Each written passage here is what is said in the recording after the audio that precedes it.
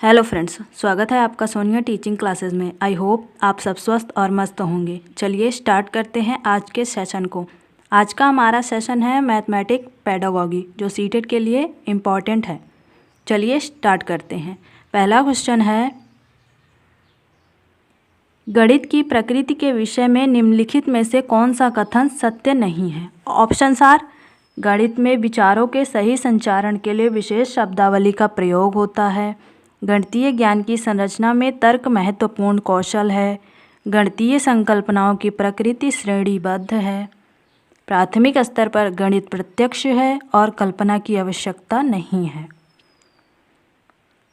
गणित की प्रकृति के विषय में सही कथन नहीं है। ए सही कथन नहीं है। गणित में विचारों के सही संचारण के लिए विशेष शब्दावली का प्रयोग होता है, यह कथन सही नहीं है। नेक्स्ट है,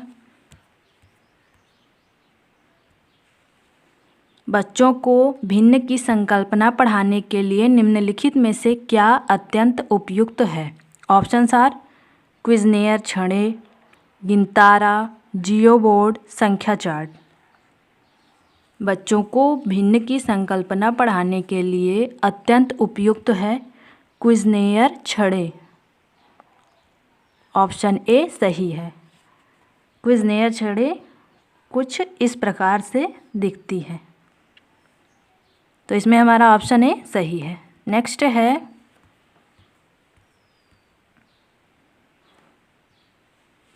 निम्नलिखित कथनों में से किसमें संख्या 3 का प्रयोग भाव सूचक में हुआ है। इस डिब्बे में 3 पेंसिलों के कई समूह हैं। मैं इस इमारत की तीसरी मंजिल पर रहती हूँ।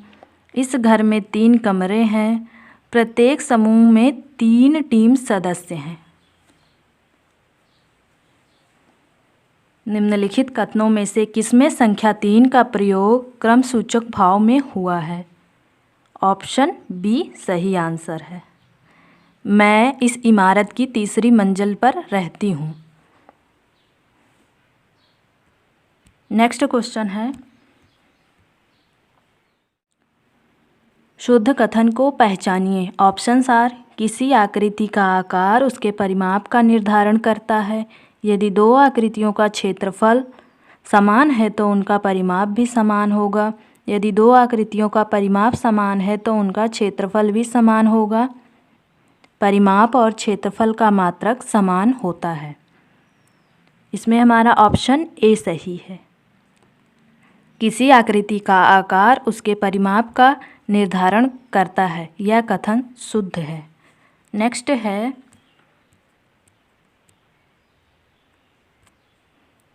निम्नलिखित क्रियाकलापों में से किससे विद्यार्थियों में त्रिविम विवेचन यानी स्टेरोस्कोप इंटरप्रिटेशन विकसित होने की सर्वाधिक संभावना है। ऑप्शंस आर, आंकड़ों को निरूपित करने के लिए दंड आरेख खींचना, एक संख्या चार्ट में नमूनों को पहचानना, सुडोको पहेली को हल करना, चौपड़ आकृतियों को पहचानना। इसमें हमारा सही आंसर है डी, चौपड़ आकृतियों को पहचानना त्रिविम विवेचन विकसित करने की सर्वाधिक संभावना व्यक्त करता है। नेक्स्ट है,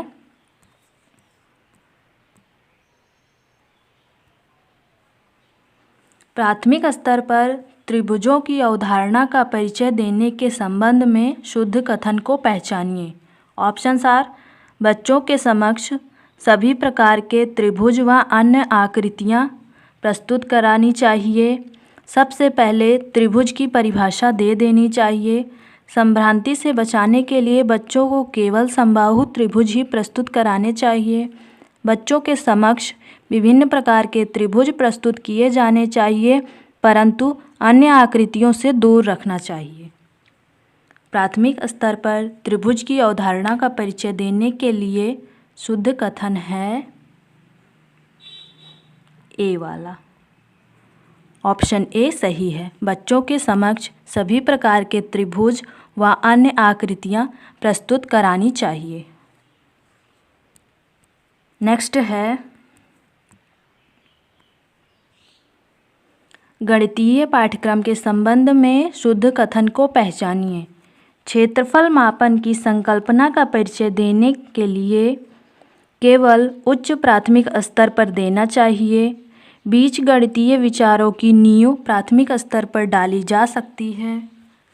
भिन्नों की संकल्पना का परिचय केवल उच्च प्राथमिक स्तर पर देना चाहिए।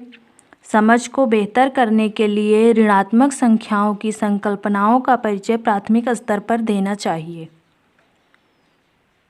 गणितीय पाठ्यक्रम के संबंध में शुद्ध कथन है, बीजगणितीय विचारों की नींव प्राथमिक स्तर पर डाली जा सकती है।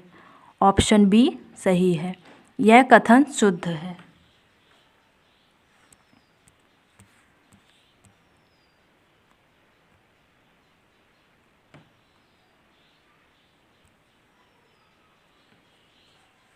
गणित के कक्षा कक्ष में अध्यापक ने निम्नलिखित कुछ प्रश्न प्रस्तुत किए।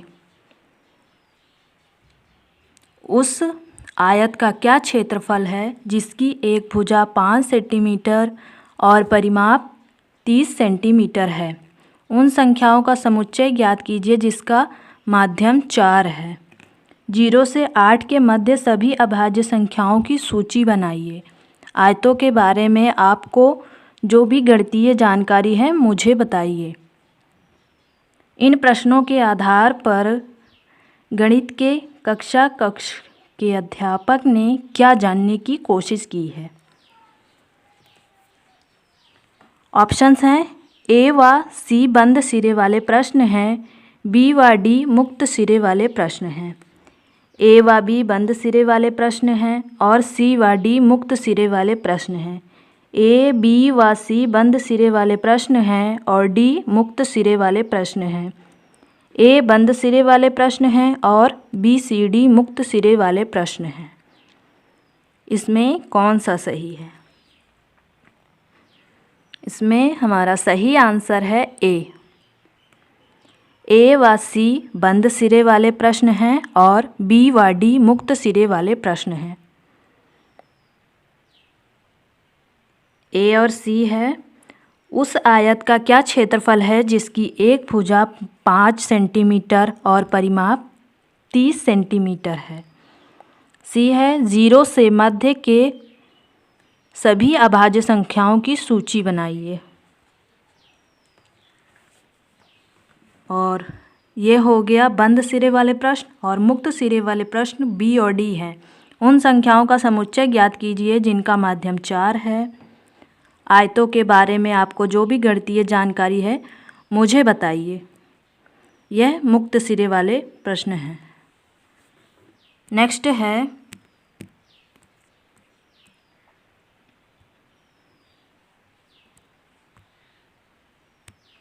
गणित के शिक्षण अधिगम संदर्भ में निम्नलिखित में से कौन सी प्रक्रिया वांछनीय है?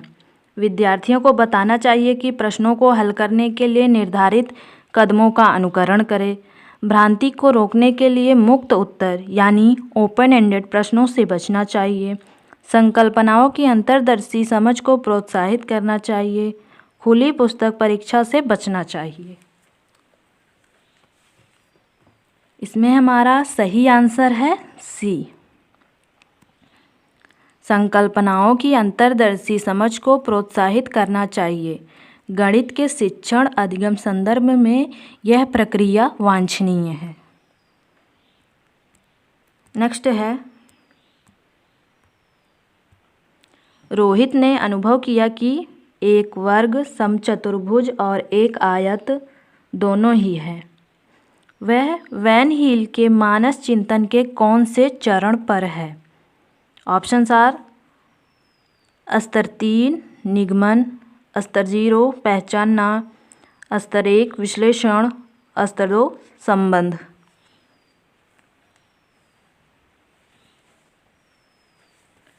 रोहित ने अनुभव किया कि वर्ग, एक समचतुर्भुज और एक आयत दोनों ही है। वह वैन हील के मानस चिंतन के विश्लेषण स्तर 1 पर यानी विश्लेषण वाले चरण में चिंतन कर रहा है।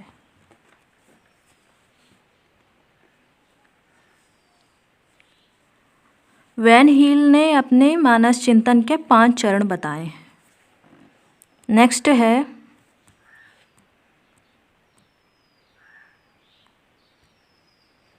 किन्हीं 2 पूर्ण संख्याओं का योग एक पूर्ण संख्या होता है। पूर्ण संख्याओं के इस गुण को इस प्रकार उल्लेखित किया जाता है। ऑप्शंस आर वितरण गुण, संवरक गुण, क्रम विनिमय गुण, साहचर्य गुण।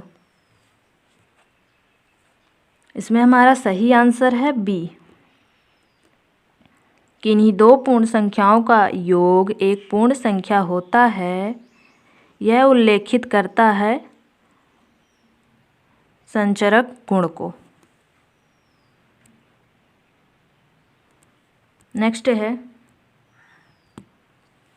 गणित की शिक्षण अधिगम पर निम्नलिखित में से किसका प्रभाव होने की संभावना न्यूनतम है। ऑप्शंस आर छात्रों के गलत उत्तरों के पूरे हल देना, प्रतिपुष्टि की गुणवत्ता में वृद्धि करना, मूल्यांकन के परिणामों के प्रयोग से शिक्षण में परिवर्तन करना, मूल्यांकन के कारण छात्रों में आत्मविश्वास पर प्रभाव पड़ने के तरीकों की जानकारी होना। गणित की शिक्षण अधिगम पर निम्नलिखित में से किसका प्रभाव होने की संभावना न्यूनतम है। आंसर ए सही है, छात्रों के गलत उत्तरों के पूरे हल देना, इसकी संभावना न्यूनतम है। अगला है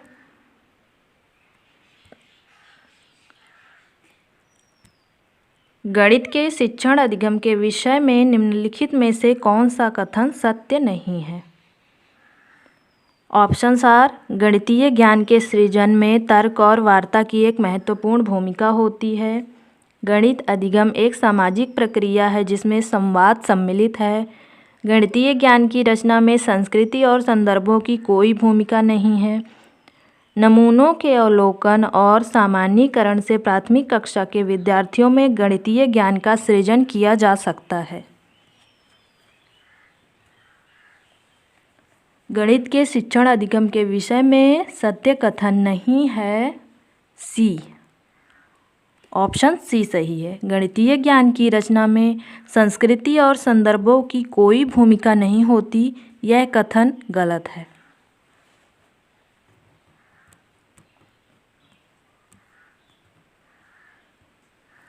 प्राथमिक स्तर पर गणित पढ़ाने के लिए निम्नलिखित में से कौन सा पहलू अत्यंत महत्वपूर्ण है। ऑप्शंस आर प्रौद्योगिकी के लिए प्रोत्साहन और तैयारी करना, गणित को बच्चे के जीवन के अनुभव का भाग बनाना, परिकलन यानी कैलकुलेशन में परिशुद्धता विकसित करना, उच्चतर पढ़ाई और रोजगार के लिए तैयार करना। प्राथमिक स्तर पर गणित पढ़ाने के लिए निम्नलिखित में से कौन सा पहलू अत्यंत महत्वपूर्ण है। इसमें हमारा सही आंसर है बी। बच्चों को गणित ऐसे पढ़ाए जो उनके जीवन के अनुभवों का भाग बन जाए। नेक्स्ट है प्राथमिक स्तर पर संख्याओं को पढ़ाने के लिए निम्नलिखित में से कौन सा कथन सत्य है। संख्याओं की अंतर्दर्शी समझ को प्रोत्साहित किया जाना चाहिए। लेखन संख्याओं को अनुक्रम में पढ़ाया जाना चाहिए। गणना से पहले संख्याओं को संख्यांक रूप में लिखना सिखाना चाहिए। संख्याओं में अनुक्रम असंगति को प्रोत्साहित करना चाहिए। ऑप्शंस आर सी और डी, ए और बी, बी और सी, ए और डी। इसमें हमारा सही आंसर है बी, ए और बी। प्राथमिक स्तर पर संख्याओं को पढ़ाने के लिए संख्याओं की अंतर्दर्शी समझ को प्रोत्साहित किया जाना चाहिए। लेखन संख्याओं को अनुक्रम में पढ़ाया जाना चाहिए। यह दोनों सही है। तो फ्रेंड्स, अब मेरे इस वीडियो के बारे में कमेंट सेक्शन में ज़रूर बताइएगा। अगर आपको वीडियो पसंद आई है तो लाइक कीजिए, शेयर कीजिए और चैनल को सब्सक्राइब कीजिए। Thank you.